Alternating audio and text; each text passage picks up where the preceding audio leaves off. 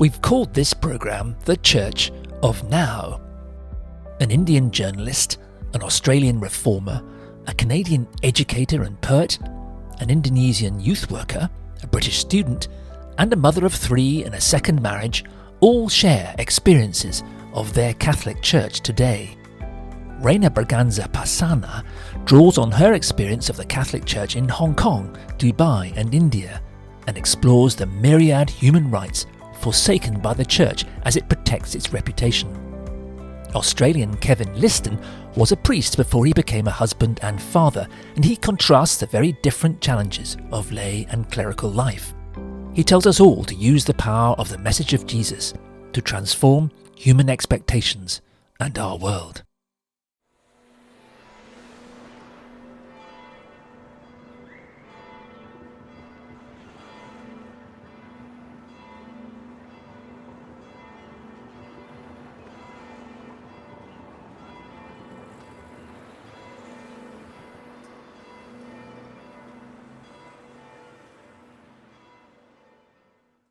Warm greetings from India. Let me begin by expressing my gratitude to Spirit Unbounded for this opportunity to share my reflections on the topic, being church in a culture of submission or liberation. When I began thinking about what I would share, I thought of using the Human Rights Charter as my point of reference. However, I decided finally to use the rights enshrined in Scripture, the ones that social emotional learning today speak of as being essential for fullness of being. It appears that in the preoccupation of protecting tradition, the Church forgot, or rather decided to forsake these rights. And so I thought we'd revisit them. I speak today from my context in India, which, as you know, is hierarchical, patriarchal, as well as having the caste, gender, religion underpinnings.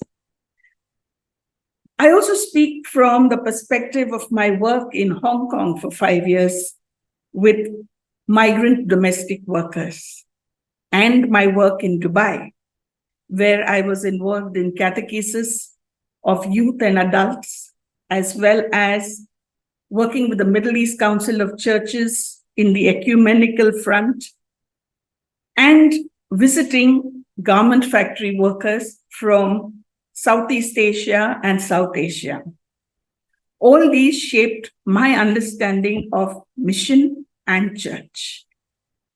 So some of the rights that I believe are enshrined in Scripture are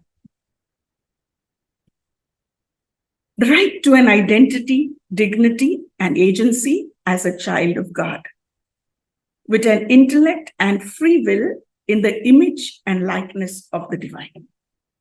Secondly, belonging and relationship as imaged by the Trinity and highlighted in the teachings of who to love and how to love, and Jesus' proclamation, as I have loved you.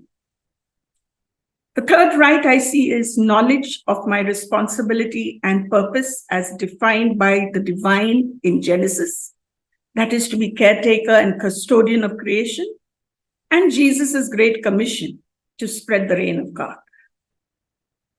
And fourthly, to be equal partners in dialogue and reflection on faith and life connection, as modeled by Jesus in his interactions with Mary and Martha, the Syrophoenician woman, the Samaritan woman, etc. And Paul speaking of his work with collaborators like Phoebe, Junia, Priscilla, etc. Let's begin with the first one. The right to an identity, dignity, and agency as a child of God, bestowed by the divine with an intellect and free will, because we are made in the image and likeness of our divine creator. Unfortunately, the church decides to keep us in a state of perpetual childhood with respect to our faith development. The church affirms primacy of conscience, and yet does nothing to inform that conscience. We are infantilized as far as our faith is concerned. And then the church decides to judge that our conscience is undeveloped. And therefore, we do not have the right to make choices guided by our conscience. So they come up with a list of do's and don'ts to live a life pleasing to God.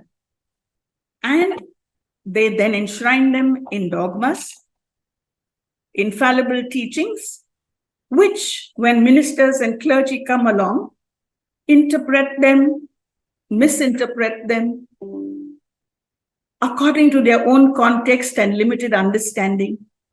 And then these teachings become as infallible as the dogmas themselves. And all they do is limit my intellect and my free will. This sadly reflects more on what the church believes about God's wisdom in giving each one of us free will and intellect, and what they think about the indwelling Spirit's potential to help us discern correctly. The right to dignity is also ignored in the way the church addresses the cases of clerical abuse, the stony culture of silence, the protection of the perpetrators of abuse, the lack of support, acknowledgement, accompaniment of any kind that is extended to victims of abuse by the church. All efforts appear to be channelized to cover up and protect the abuser. All point to the denial of an individual's right to dignity. In this response of the church to abuse within itself, the hierarchy violates both the mandate of the Catholic Church and the civil laws of the nations. The next right is the right to belong to community, to have a relationship with community, whether you're an insider or an outsider. Now, this is supposed to be in the image of the Trinity, the three persons who are one, where there is no hierarchical division of authority, where there is a mutual self-giving, where each one is allowed to play their role in this divine dance. And you and I, we are invited to be equal partners in this divine dance of creating, of nurturing, of sustaining everything in the universe and cosmos. But the church hierarchy appropriates the authority to decide who can and cannot belong. For example, the ones who are baptized versus those who supposedly worship other gods, pagan gods, no God, can't belong. They decide who can and cannot participate in the faith life of the community. For example, those not living marital love in perfection, those who because of abuse or whatever reason have chosen to get divorced or live remarried or are in live-in relationships. The church decides who can and cannot be forgiven by the all-merciful one. And they include those who don't follow the prescribed norms. Church and society demand perfection in living according to prescribed norms to be accepted and belong to community. In their eyes, it does not matter that those who are welcomed into the tent and worship the right God may not follow the laws of loving neighbor as spelled out in the commandments, may abuse children and people in their homes, in their communities, and in their churches. That these so-called members who live by prescribed norms have a limited outreach to vulnerable sections of the community, charitable tokenism. That those who have another religious affiliation or no religious affiliation, yet seek to do the truth, seek the truth in all that they do, who care for creation, who care for the vulnerable, that these are the ones we other and deny relationship with. We are a people who are equal in the eyes of God and yet unequal in the eyes of the church. Some of the ways we other, especially in India, persecuted castes and communities have separate seating in church, different burial grounds. People from these communities who make it to religious life or priesthood are treated differently and often face overt and covert harassment and discrimination. Pope Francis's document, Amoris Laetitia, or the Joy of Love, addresses the pastoral care of families.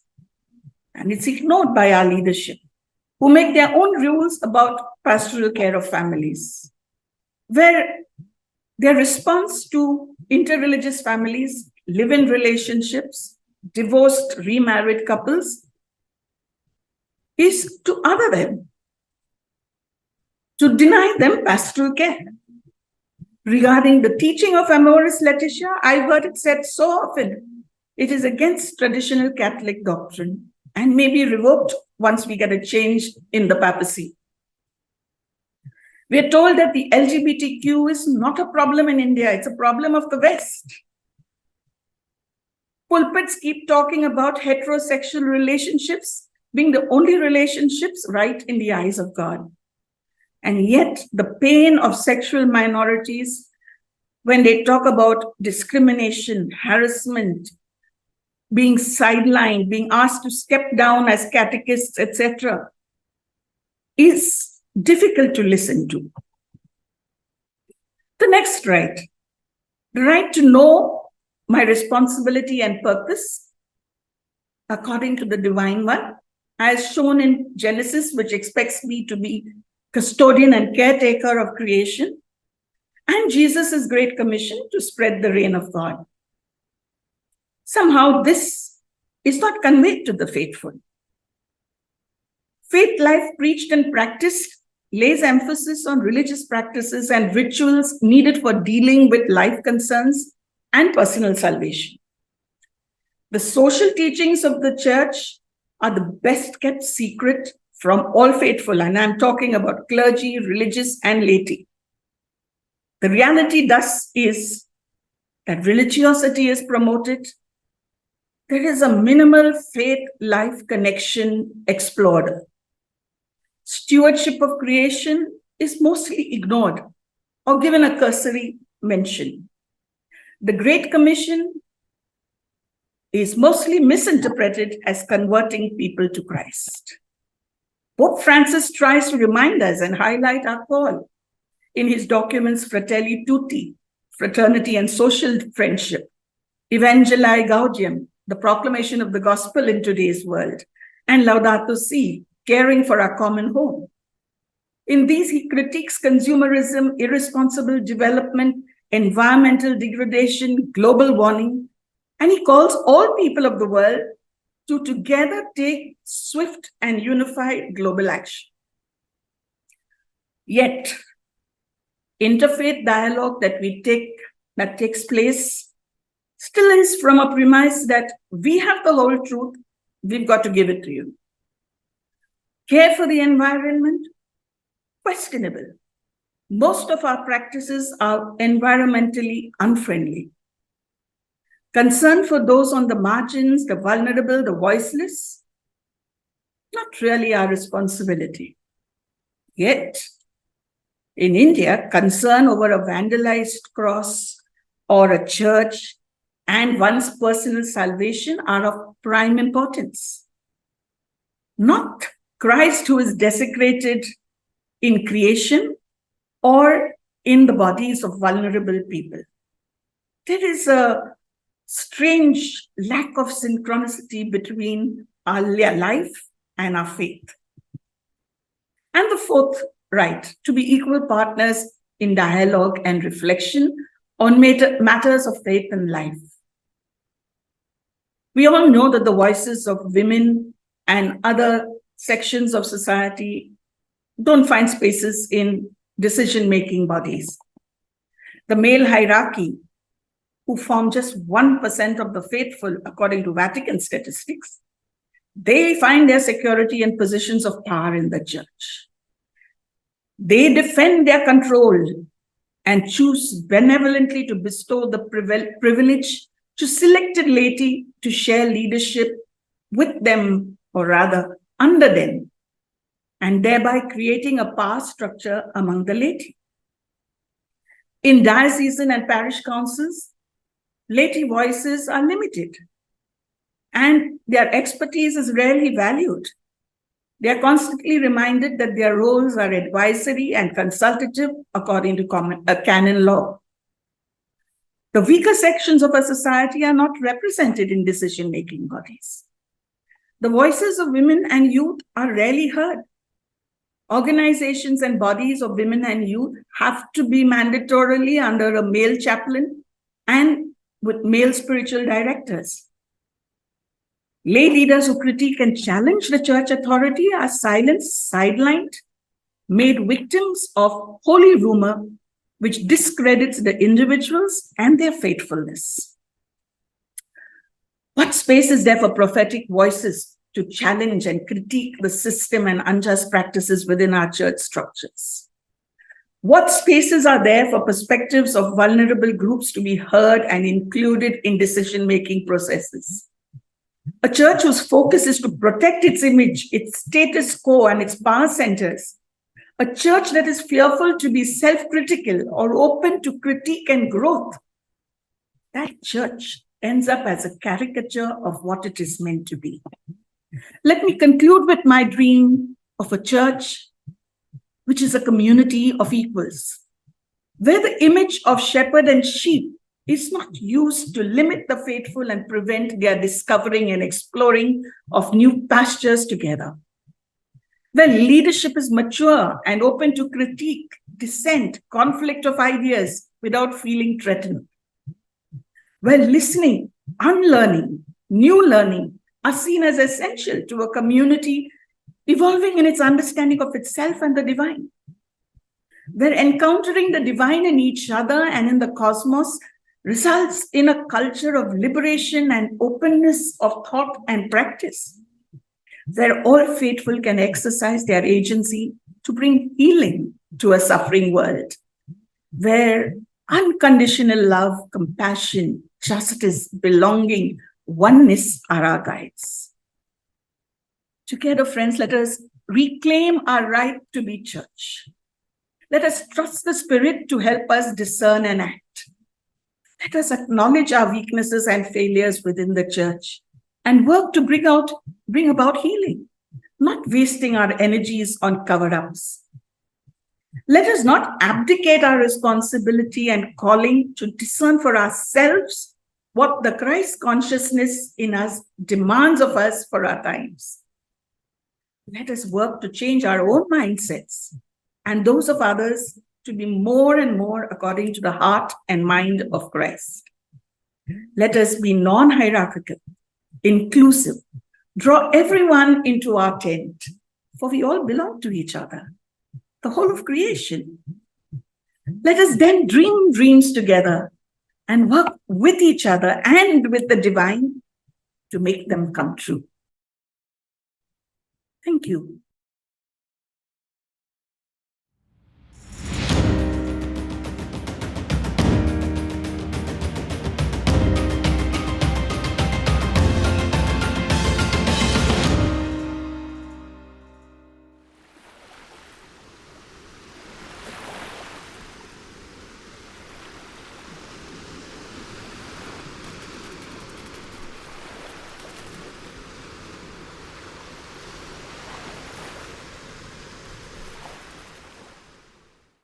The biases of clericalism seem to be built into the structures of the Catholic Church. Better training for priests is often promoted as the appropriate response. However, the problem is more complicated and the solution more complex than deficiencies in the formation of clergy. I would like to highlight some of the differences in the lifestyles and cultures of clergy and lay people as a partial explanation for the prevalence of clericalism and the excessive passivity shown by many lay Catholics towards clergy. I didn't realize just how different the lifestyle of a priest is from that of most lay Catholics, until I left it. As a priest in the 1970s, I didn't have to worry about having a job or income, a place to live in, security for the future, including retirement, health insurance, and status in the community. No one depended on me for their lives and well-being. If I died, my family and friends would be sad and would grieve for a time, but no one's life would be seriously disrupted. Once ordained, I had a platform and an audience who were committed to listen to what I had to say. Community relevance was a given. I had masks, a collar investments, that gave me and others a sense that I was different from everyone else. I performed a ritual that no one, including me, fully understood. At the age of 27, I was deemed an authority on morality and how people should live their lives and conduct their sexual relationships, things I had neither experience, appreciation, or understanding of. Hearing confessions was a case of fake it till you make it. When I left the priestly ministry, I had to find a job and secure an income without any career qualifications. Being in a strange city, I had no connections or contacts. I had to find and pay for a place to stay, renting initially until I could buy a cheap flat in a rundown area with the help of a loan from my brother. I bought the cheapest car I could find. I was on my own with neither status nor a safety net. I joined a church community, but was never an insider. That takes time, patience, and persistence. Catholic congregations are generally more focused on the liturgy than on community. My needs were too practical and immediate for that church community. Getting married meant a new intimacy. It also made me responsible for another person in my life. Then we had a child. I felt excited, privileged, and with more responsibility. If I died then, 2 other lives would be deeply changed forever. I simply could not allow myself to die. My experience in both lifestyles has made me uncomfortably aware of the depth of difference between them. The contrasting features of these lifestyles and cultures, I think, contribute more to clericalism than seminary formation.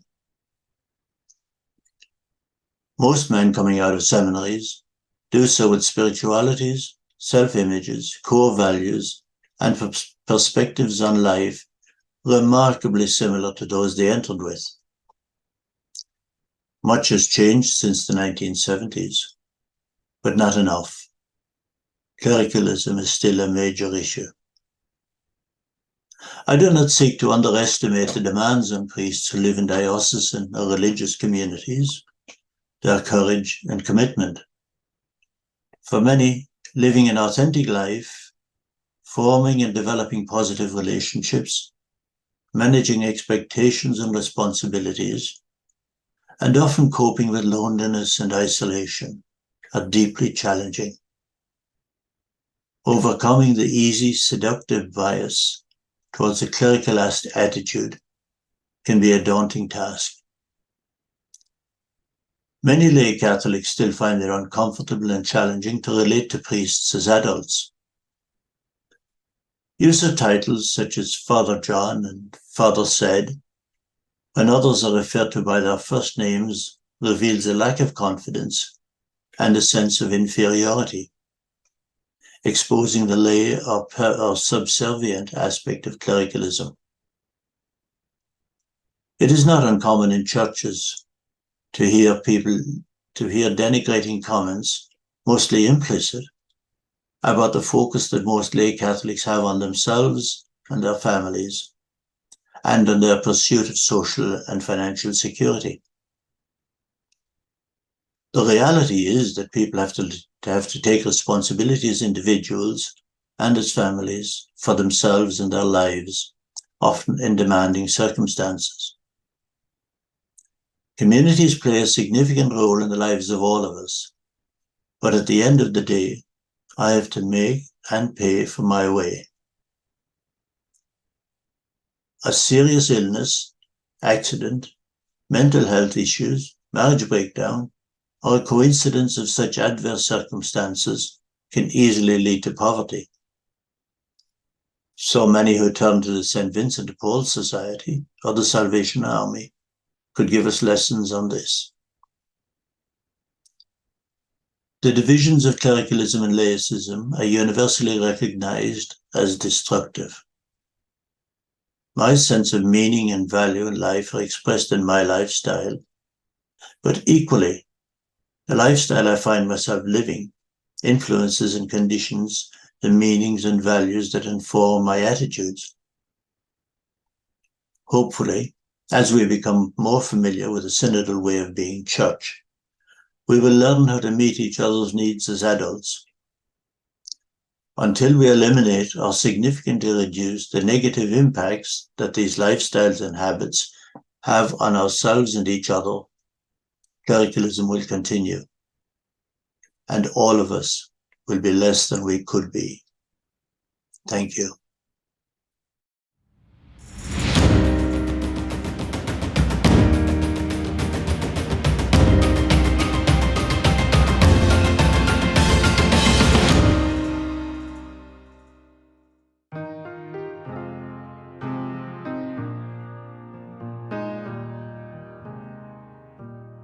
Que la alegría sea nuestro motor en cada hogar y corazón.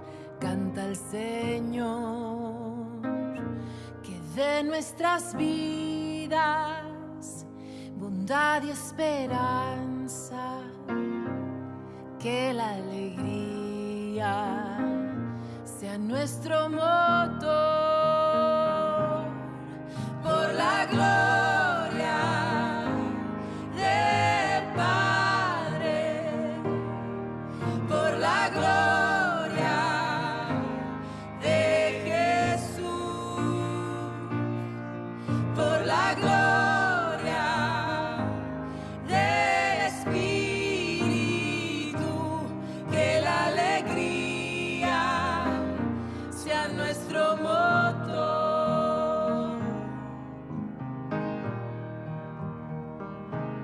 Let us be known by our love.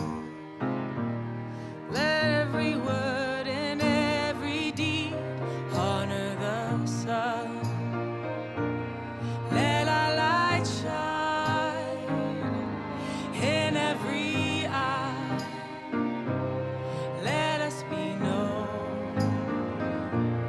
by our love, for the glory of the Father, for the glory of the Son, for the glory of the Spirit. Let us be known by our love, for the glory of the Father, for the glory of the Son, for the glory of the Spirit. Let us be known by our love.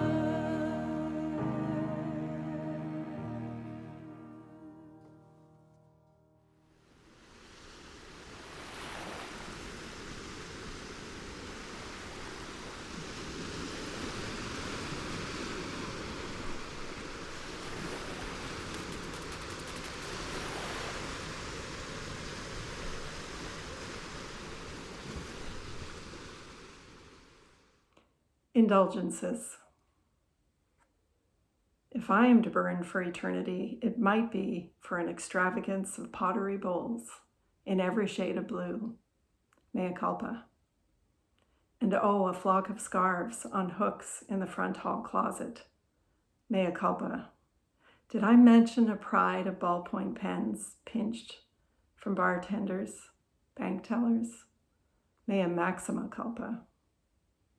Habits multiplying on the road Mother said was paved with good intentions. Have I shown you my collection of thimbles?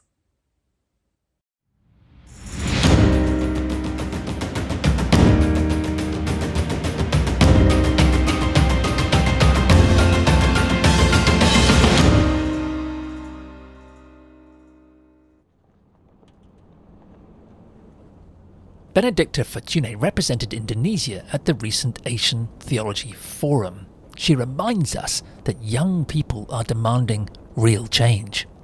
And Joe Kutty tells us of his unforgettable experience at the World Youth Day in Lisbon. Greetings from Jakarta, Indonesia. My name is Benedicta. So my speech covers on how the Indonesian Catholic churches respond towards the iceberg phenomenon of sexual abuse cases happening in church, and also the lack of youth participation as central role in numerous decision-makings in church. So regarding the iceberg phenomenon of sexual case abuses happening in church, there is no official data issued by church leaders all over Indonesia about the total numbers of the victims and also the details of the perpetrators. The fact is, the perpetrators are not only priests but also the church workers.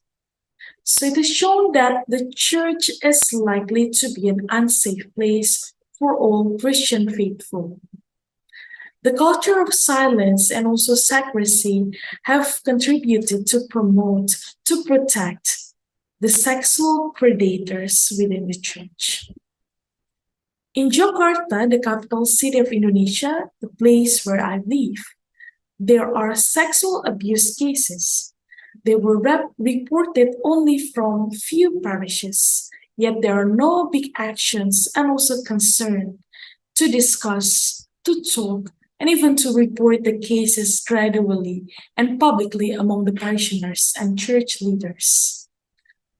The actions coming from church are only about talking about the awareness and also creating protocol to prevent the cases.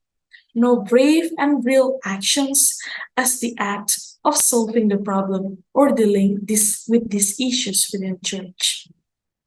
The priests, the church leaders have to be able to educate and promote the kind of love that is firm, responsible, and also remember that love can be critical too. So it can acknowledge the wrongful actions such as sexual abuses and the abuses of power itself within the church.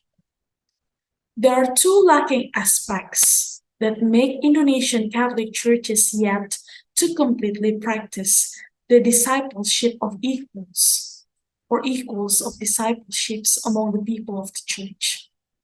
The aspects are, number one, clericalism. Many lay people consider the priests to have an excessive position as they are a main figure in the church. Therefore, the lay people are considered sinful if they deliver critics and even reports the cases. They feel ashamed if they do bad actions towards the priest. So the lay people are easily silenced by the authorities. The victims themselves also experience the fear of untrusted by the congregation if they report the cases. This proves that the unequal-based relationship truly happened in Catholic Church between church leaders and also lay people. It is also reflected that we can not find the real data of sexual abuses in the Catholic Church and also the lack of Catholic priests' commitment and concrete action to tackle these issues. Number two, it's about missing out the perspective of victims. When the perpetrators are lay people, when it comes to the sexual abuses, they are sinful. However, when it comes to the priest, they only have to take long retreats to contemplate and reflect on their wrongful actions, and they do not have access to previous jobs or places. So we can see that the church views priest as the Father and the Son. So it means there is always room for repentance and apology. However, what church is missing out is to think and act based on the perspective of victims. The first thing to do is, of course, to acknowledge there are victims and they exist. The church should consider the psychological aspects of the victims after the abuse and how they live their lives after the trauma. However, the condition now is there is no real support coming from the church. There are various cases showing victims feel ashamed, lost, and unworthy. The clericalism also makes the victim's condition get worse. So by means of these two aspects, we need to question the concept of holiness in our daily lives. Holiness should not be about to protect the image of church that is not sinful. The priests are the leaders who should come at first to invite the people to protect the victims, the vulnerable ones. By defining holiness means to think, to act, to protect, and to fight for these people. By defining holiness means also about being holy in our daily lives. And then another issue to raise is about the lack of youth participation in church. So due to this clericalism, the Catholic Church views youth participation as a minor thing. In Indonesia, we have our own way to define youths by naming us as OMK or OMK, and it stands for Orang Muda Katolik or Catholic Youths. So in this realm, actually the hierarchical aspect does not only talk about church leaders and lay people, but also about senior lay leaders and youths. There are layers of hierarchy where the senior lay leaders have stronger impacts compared to youths. Therefore, youth roles are limited to handling parking areas, making church decoration, and even only being ushers. Those roles are minor compared to other senior lay leaders who have more chances to have significant voices in church. So, what should we do? The concrete way is to give room for youths on decision makings in church. Youths can be part of council members that have pivotal decisions. Youth can also contribute to be the task force main members when it comes to take care of the victims' needs on sexual abuse cases. Other than that, youth can be the first tier of promoting diversity and inclusivity about the church through social campaigns. So we demand the real change. We demand for concrete change in the body of Catholic Church. The church should be the safe place for all people, where the church accepts the idea of intersectionality in various gender identity, ethnicity, race, age, and class. It is our duty to break the silence and not to stay in silence. Youths are the church of now. Thank you.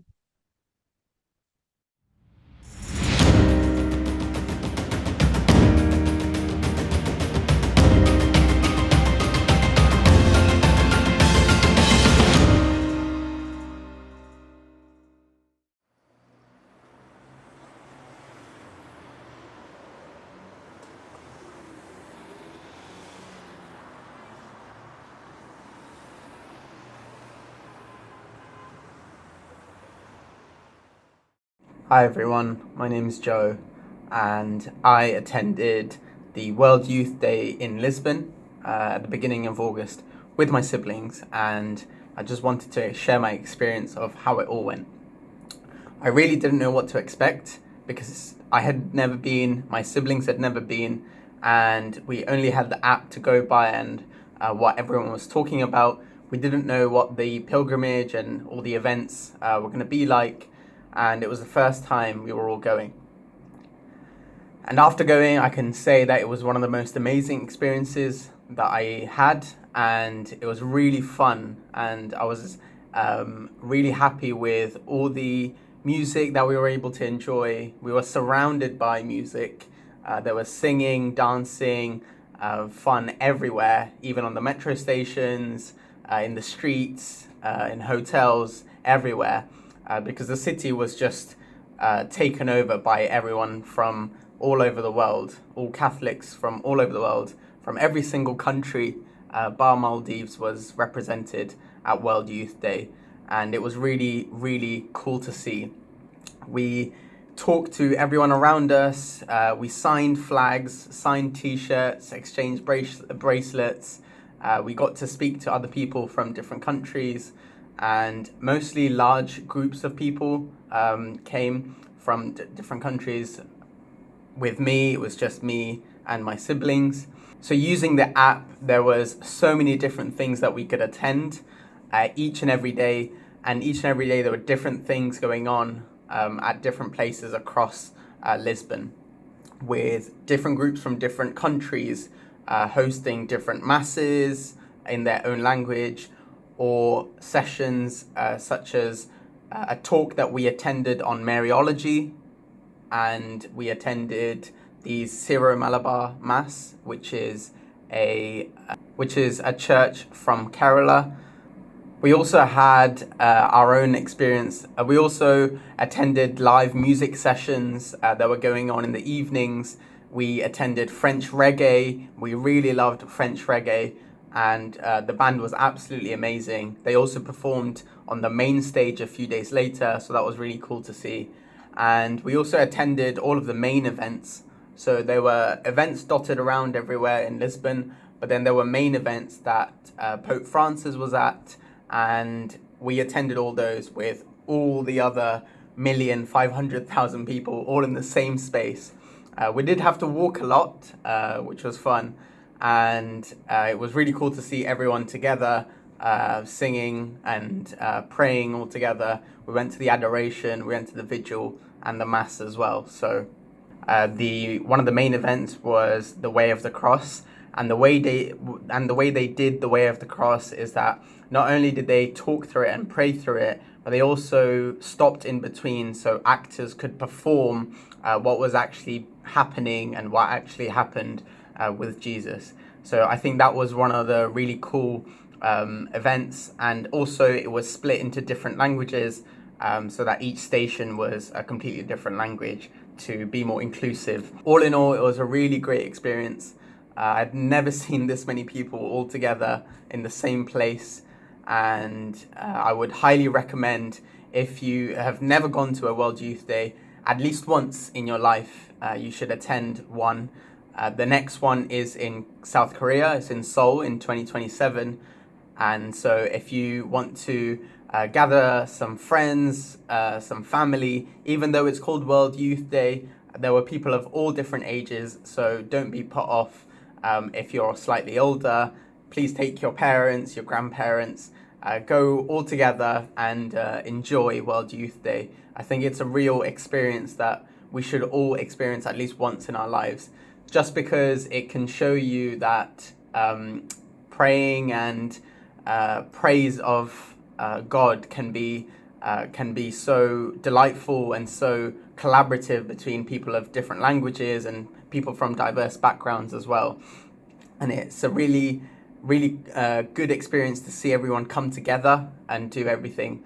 And sometimes we can be so kind of narrow-minded in our lives and just be getting on with ours, but this kind of gives you a broader perspective, and it's really amazing to see how all these people want to sing and dance and and pray and come together in the name of God. So if you've never been, I would highly recommend going at least once. And yeah, that was my experience of World Youth Day in Lisbon 2023. We also ate a lot of food. We ate loads of pastel de natas, and we also did a day trip to Fatima, which was really cool as well. Thank you.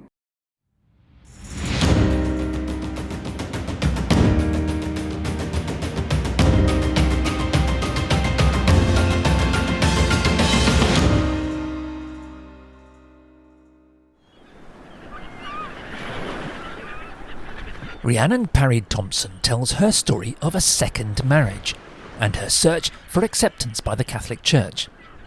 This is an important story. It shows the Church's failure to tangle with modern moral issues and reveals the shocking personal impact of long outmoded Catholic teaching on our human right to love and healing. For the 18th century author and lexicographer Samuel Johnson, a second marriage is a triumph of hope over experience. I'm going to talk about my experience of second marriage as a Catholic, focusing on the Church's position on the admission of Eucharistic communion to civilly divorced and remarried Catholics, and about my hopes for a radical shift in Church attitudes and doctrine.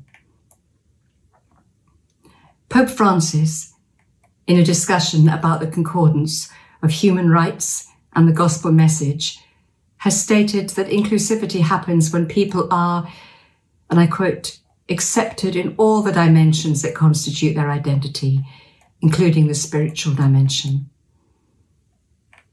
As the civilly divorced and soon to be remarried, whose first marriage hasn't been nullified by the Church, open a new chapter on their lives with hope and purpose, true acceptance in all its dimensions is a deep desire.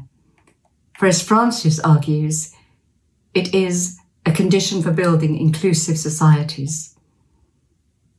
We don't want to be outsiders, outliers, judged for who we are and the choices that we've made with discernment, with love, and perhaps not without some degree of regret and sadness. But according to the Catechism of the Catholic Church, a new union adds to the, and I quote, gravity of the original rupture, and places the remarried spouse in a situation of public and permanent adultery. Or as one cardinal has put it, the remarried are living in a state of grievous sin. Following a civil divorce after a short, challenging marriage, I met someone through a training course. First, classmates, we became friends. In time, our bonds of friendship grew. We fell in love and decided to marry. He and my toddler established a strong rapport from the outset. I gained a loving husband, my child a loving dad, and then 2 super siblings. Unable to marry again in the Catholic Church, we turned to the United Reformed Church across the road from my parish church, and the one with which my husband-to-be closely identified as a Northern Irish Presbyterian. After our tentative inquiry, the minister said, and I recall his words clearly, "Come on in, you are welcome." He respected my deep desire for some recognition in the marriage service of Catholic liturgy and included a prayer for Mary's intercession. Catholic friends from the parish where I was active as a musician and reader came, but the clergy made their disapproval clear. I was a little nervous about approaching the new priests in the parish, so my fiancé telephoned one of them, asking if there might be some possibility of a nuptial blessing, not necessarily during the service, although there is precedent for that as gesture of support for the couple and a sign of Christian unity, but at some point and in some way. He explained that I was wanting very much to maintain my close relationship with the church that I loved, and that my child and I had been baptized into. He was told that wouldn't be possible. The Catholic priest at the service or a subsequent blessing might be seen to suggest that the church approved of our marriage when it did not. My fiancé then rang another parish with which I had close ties. The priest told him that he'd been forewarned that he might receive such a call, and he too stressed that there could be no indication that our impending marriage was, in the view of the church, legitimate. At around this time, my mother was considering becoming a Catholic.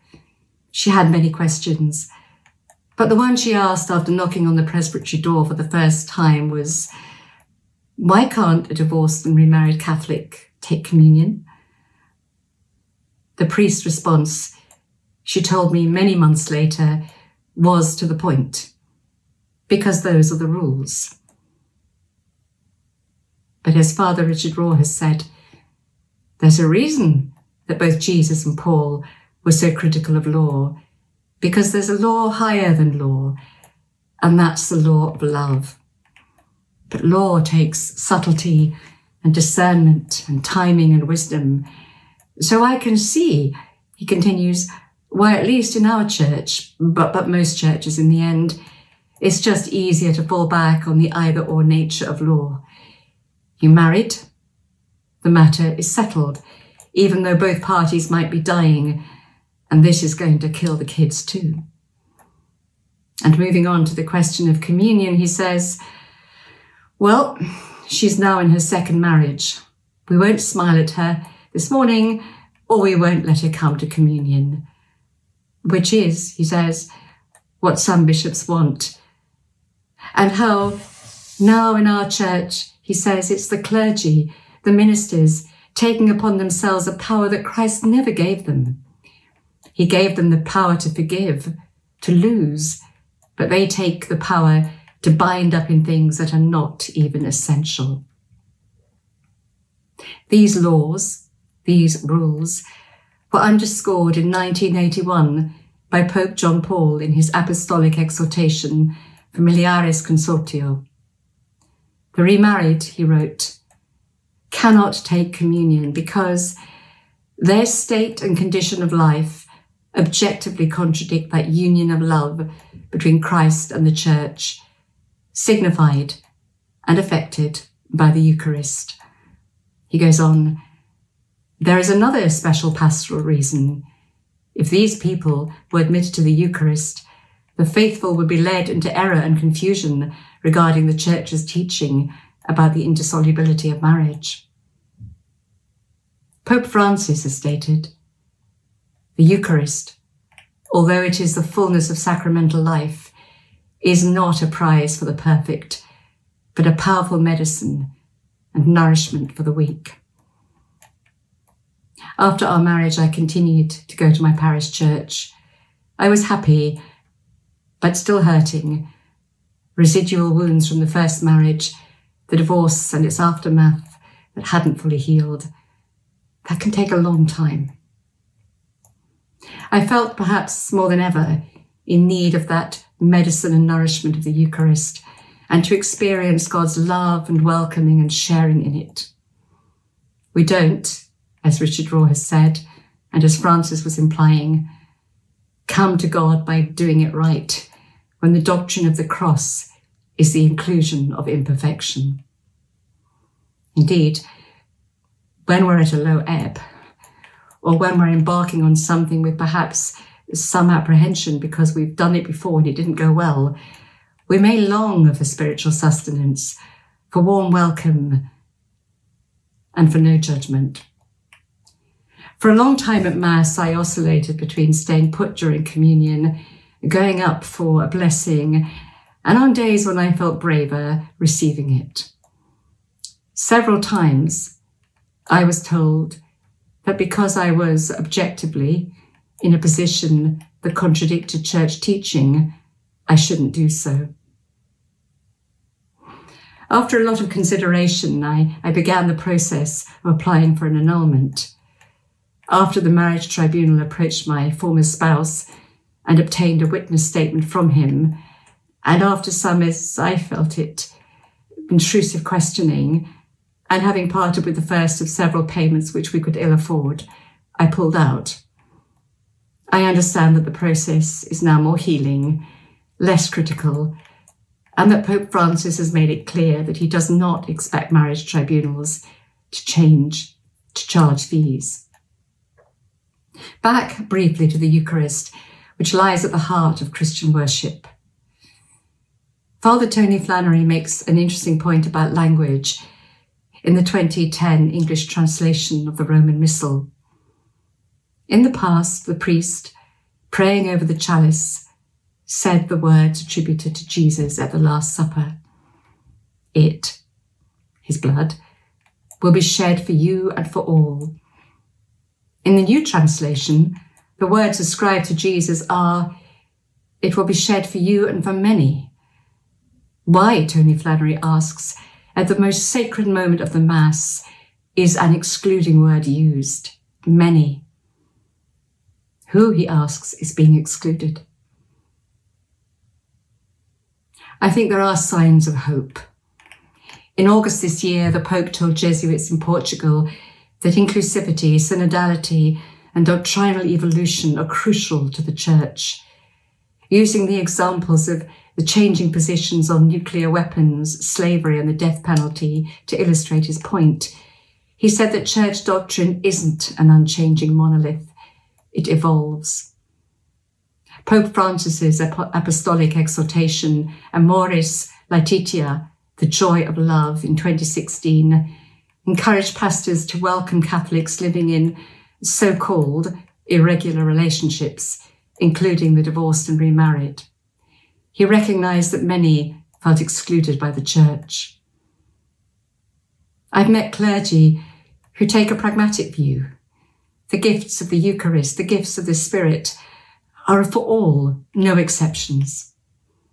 Parishioners who don't judge and, going back to the words of Pope John Paul, are not led into error and confusion when I, or doubtless anyone else who's remarried, go up for communion. My prayer is for a Church that challenges itself, understanding that doctrine is not immutable, but welcomes, in words taken from the 2022 working document for the continental stage of the Synod on Synodality, meaningful dialogue and welcoming space to those who feel a tension between belonging to a church and their own loving relationships, which responds with compassion and imagination to the many and varied lived experiences of the parish community, and which, like the Methodists, believes that the table is open to everyone because no one is unworthy. A triumph of healing and hope. Thank you.